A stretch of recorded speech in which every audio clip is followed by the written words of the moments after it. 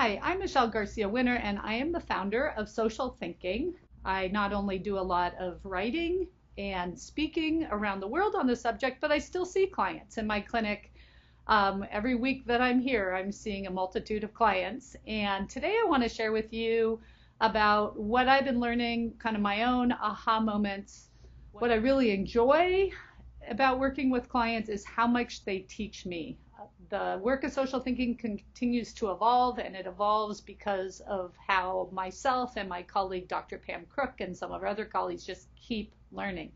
So this week's aha is about working with a 13-year-old who's really struggling to, one, understand why he needs any help at all. Like, I don't have a problem. Why do I have to come here? I don't have a problem. And then how to get underneath that and start to help him with his own social learning experience. So I'm just going to give you a few tips on some things that I've been doing with him over the course of some weeks, and my big aha this past week when I worked with him. So 13-year-old, he is in 7th grade currently, and like so many, pretty grumpy about showing up here. And the first day that I worked with him, I had him fill out the strengths and weakness chart that I've created. And you can find a free article on our website, and it's called Teaching Your Students About Their Strengths and Weaknesses. And it's exactly that chart that I had him figure out what's his brain make easy for him, what's his brain okay with, what's his brain find hard to learn. And in the journey of him filling this out, he volunteered that his brain makes it okay for him to make friends, or at least be friendly. He's, can enter into a group, start talking to some folks. But what his brain makes very hard is keeping friends. And so that was interesting because that wasn't me throwing those concepts at him. He volunteered those after talking about a number of things his brain did pretty well. So that's a really great starting point because you have your own client identifying his weakness around that, and it is remarkable how much I have seen that happen with students who parents or teachers are saying this kid just refuses treatment. So we start there. The next thing I did in treatment was worked with him on identifying his own social goal and his action plans to get to his goals. This has to do with social executive functioning. And as we looked at his strengths and weakness chart and had him identifying what would his goal be, he volunteered that his goal is to make friends.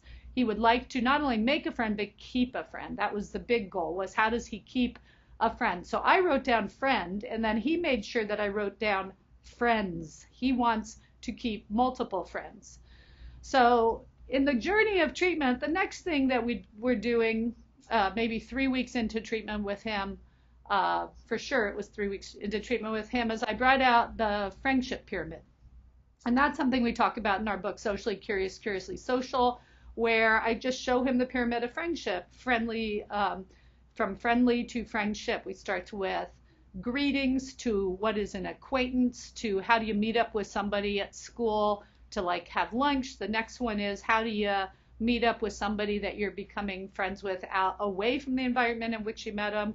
What is a bonded friend? Someone you rely on to just hang out with a lot, versus a really close friend, which is somebody you share your fears and desires with. And this is in the shape of a pyramid because you should greet more people than you have close friends. In fact, the research shows we only have like 1 to 3 close friends at any time in our life, truly close friends. So I work with my students on the friendship pyramid. And in some of our e-learning, I talk about how do you actually teach, moving from greetings to into friendship and all of that. But here was the aha. The aha was, he said, you're missing the whole bottom half of this, which we've heard before.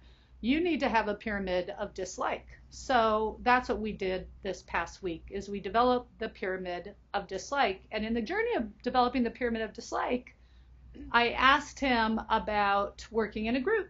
How do you do working in a group? And he said, I don't like working in groups because I like to stay in control. And I was like, all right. He goes, when I'm in a group, I can't be in control. I don't like that. Then I talked about friendship, and he goes, well, it's kind of the same thing with friendship. I like to be in control. So that at times gets tricky. And his parents have shared with me that when he does develop friends, he often develops a friendship with a very meek person that he can try and control. So when we looked at the pyramid of dislike, he started identifying, the first thing he identified was, well, there's a neutral place. There's a place where there really isn't any responses to people around you. The next thing he identified, and we drew a friendship pyramid, but we just drew a template of upside down. Any of you guys can do it. I don't have it published out there. This was just our aha. For years, kids had said we should do this, and we've done it to different levels. But this week was pretty interesting because the next thing he did was it said, well, the next level is you just glare at someone. You don't talk to them, you just glare when you dislike them. The next level is unkind interactions. Kids say mean things to each other, and sometimes this involves swear words they use at each other as they walk by each other. And then another level is when it starts getting aggressive. And this was interesting because I think that this is certainly a boys' pyramid of dislike, and there'll be girls' pyramid of dislike, and there'll be different personality pyramids of dislike. But for this particular kid, which is all I'm working on, is this particular kid at this moment, he then starts getting aggressive with kids. There's some pushing. That's the next level. And the next level, there's fighting. And the next level, there is a place where you just hate someone so much you have nothing to do with them. You just hate that person. But there's all this activity. And in the pyramid of dislike, he spent a lot of time being very clear about all his levels of dislike. And sometimes he says, but it's weird because you double cross somebody. So that means that somebody you dislike, you actually have this moment where you kind of like them, and then you make fun of someone who's higher on your pyramid of dislike. In your pyramid of friendship. If you have someone there, but you act with this other person, you dislike them. That got us exploring, hey, on the friendship pyramid, does that also mean when you like someone, there's moments you dislike them? And so now we had double cross, and we had liking someone for moments, and disliking people you like. And that really helped us get into, wow, this is complicated. And now, remember what he said earlier about he likes to stay in control? Here was my big aha. This kid loves being in control. Well, some of the research in emotions and what we're learning from some of our clients, as one of my adults shared with me last year, that when he's in the red zone, when he's really out of control, when it looks to us like he's out of control, his behavior, this man's behavior, is outrageous in public around a few things at times.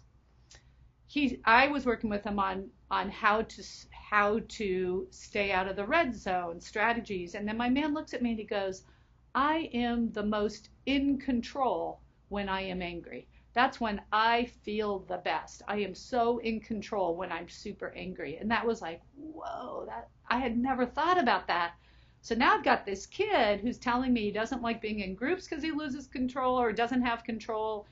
It's hard with friends. He doesn't have control. Well, now he really has a lot of people on his pyramid of dislike. And then it clicked to me, he is so in control when he's angry. He's so in control with dislike. He knows exactly what to do.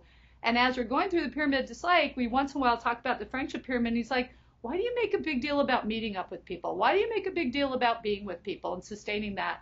And then that was another aha, was like, when one, he's spending so much time in dislike. And the second part was he doesn't take time to work on friendship. But part of it is now you've got to have way more competencies socially in the journey of making a friend. It's way easier to dislike someone. It's easier to define it. They're momentary interactions. You can pass by someone and just swear at them, and you've been accounted for on campus. At least people know your name. This particular guy prides himself in being the most hated guy in school. But at least he's validated. What the research also shows us, if no one knows you, no one talks to you, no one recognizes you at all, that actually can be even more traumatic than being treated badly and treating people badly, because my guy knows how to treat people badly. So next week, what are we doing? We're really looking at, wow, how much time he is sitting in the pyramid of dislike, and if his goal is to make a friend, how do I help him through the kind of vulnerabilities? How do I help him learn that he can learn how to spend some time with others and actually find some longer term satisfaction in learning about someone else and being with them? And that opened the door to the fact, when we've done a little bit of this, that he doesn't really have the social competencies of having a conversation that's not about himself. But first, we got to get the motivation. And right now, he is so motivated to sit in dislike because he is so in control. That's the journey of therapy, is how do I help him stay in control while he learns how to share the controls. That's my aha this week. I hope it's helpful to you as you think about how all this comes together. Signing off, Michelle Garcia Winner, founder of Social Thinking. Good luck with your work.